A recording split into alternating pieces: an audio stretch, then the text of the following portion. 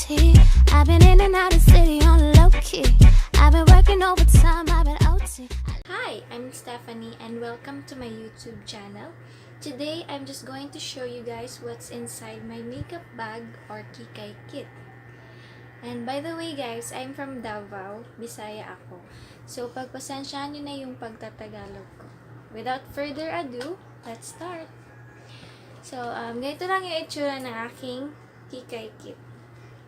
Yes, malaki siya guys and marami siyang laman. Mabigat din siya. Matagal na to sa akin, mga 3 years na.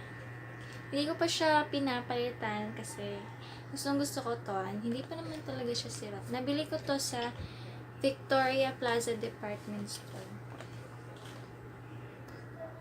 So, bubunot lang ako ng kahit na anong mahawakan ko dito. So, first, nandito sa loob ng kikay kit ko ay itong cushion. Missha Magic Cushion Cover Lasting in the shade number 21. May dalawang shade to, number 23 and 21. So, akin yung mas lighter na shade. Next, dito sa aking makeup kit ay itong Bench Daily Spell Magic Powder in Natural. Ito yung ginagamit ko na powder na pang set ng aking makeup. At ang ganda siya. And sobrang mura lang ito guys. Like, it's only 23 pesos. Yun, mabibili siya sa kahit na saang bench na store.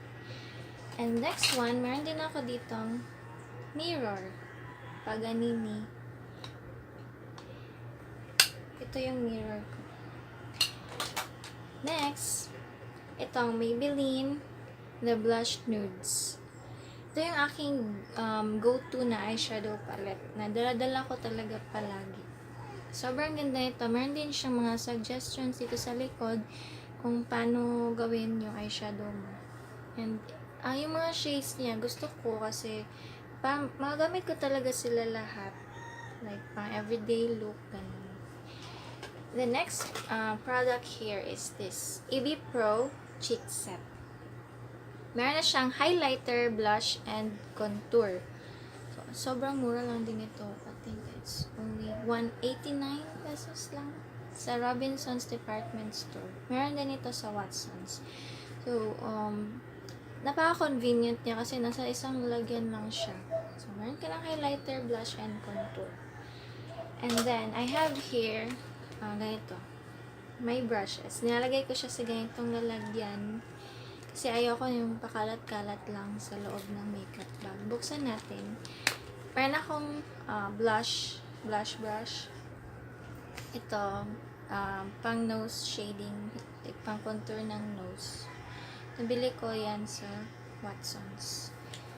Ito, sa Shopee lang. Meron akong powder brush. Sa Gaisano, Free Life. Ito, sa Shopee din. I know it's a foundation brush, pero maganda kasi siya gamitin pang highlight. Kaya ito yung gamit ko. And then, the last one nandito sa bag is ito. Eyeshadow blending brush. Isa lang yung gamit ko sa eyeshadow. Kasi kinakamay ko lang yung iba. And then, meron ako ditong 4 na lipsticks. Ito yung 4 talaga na dala-dala ko palagi. So, ang tatlo is Maybelline The Powdermattes. Meron ako ditong shade na Noir Red. Ito yung red na go-to lipstick ko. Yeah, maganda siya. I think it's $2.99. Sorry, yung baby. And ito, the Make Me Blush na shade. Yan. The next one is technically pink. Gusto ko tong, the Powdermattes ng Maybelline. Kasi, siya, hindi siya masyadong dry, hindi din siya yung, yung parang glossy. Tama lang. Ito, EB Matte Lipstick. In the shade Toast of New York. Nakita ko lang din to sa mga review sa YouTube. And, gustong-gusto nila to. Kaya tinry ko din and nagustuhan ko. Ito yung gamit ko ngayon. Toast of New York yung shade niya.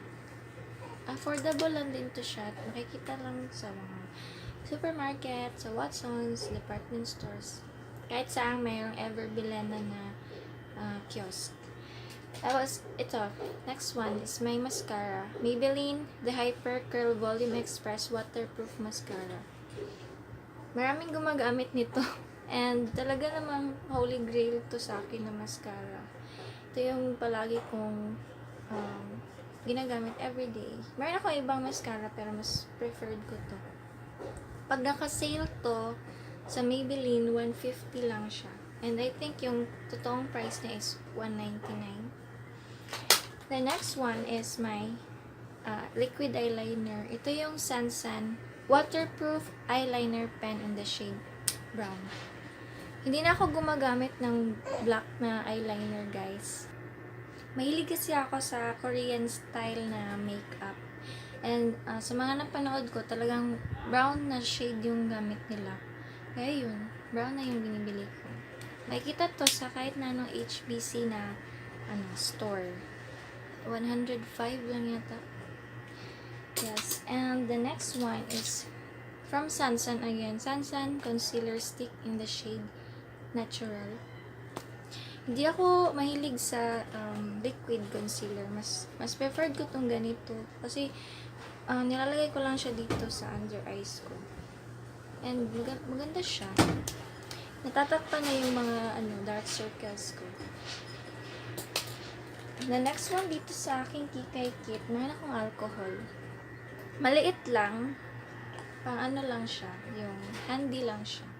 Pwedeng pang travel. And next is ito. Perfume to siya, guys. Hindi ko dinadala yung kanyang totoong bottle kasi masyado yung malaki. And ayoko magdala ng malalaking lalagyan. Kaya nilagay ko siya dito sa container na to.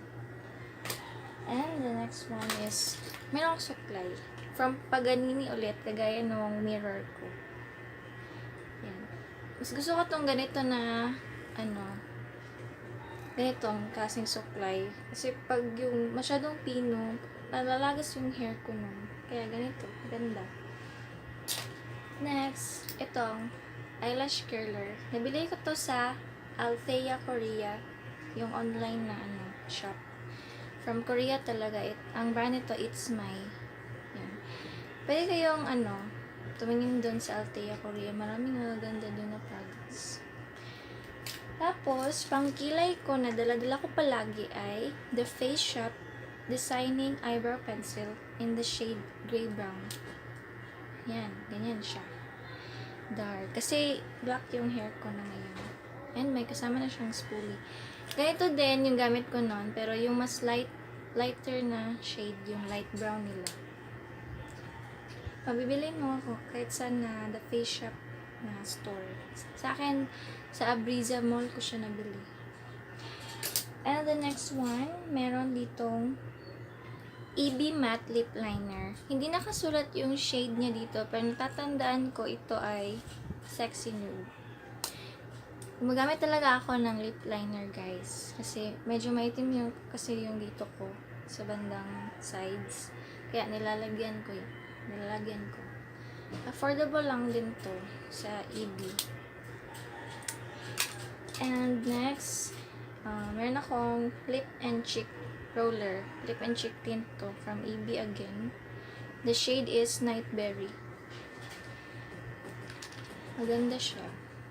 Kapag hindi ko feel gumamit ng powder blush, itong ang gamit ko, itong cheek tint. Hindi ko siya ginagamit sa lips kasi mas prefer ko yung lipstick.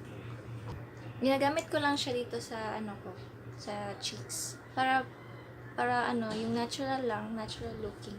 Parang wala kang nilagay. So, ito. And the next one dito sa aking makeup bag, ito. Hair tie or bogkot sa Bisaya. Kasi, diba, kung parang ang init, gusto mong yung buhok mo, ayaw mo maging sagabal, meron kang hair tie.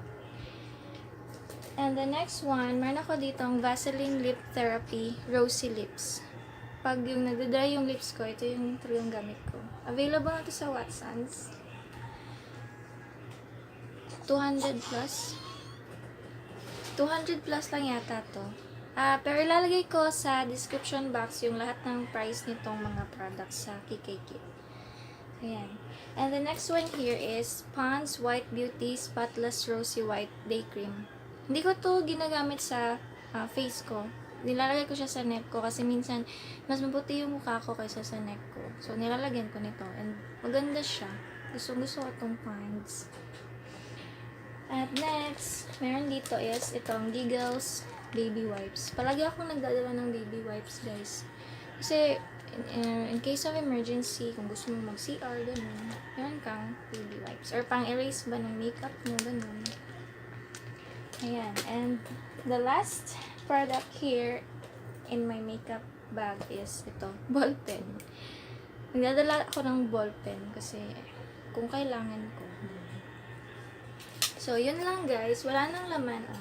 Yun lang ang laman ng aking makeup bag or Kikay Kit. So, thank you so much for watching this video. And I hope you enjoyed it. Do not forget to hit the subscribe button. I've been in and out of city on a low key. I've been working overtime.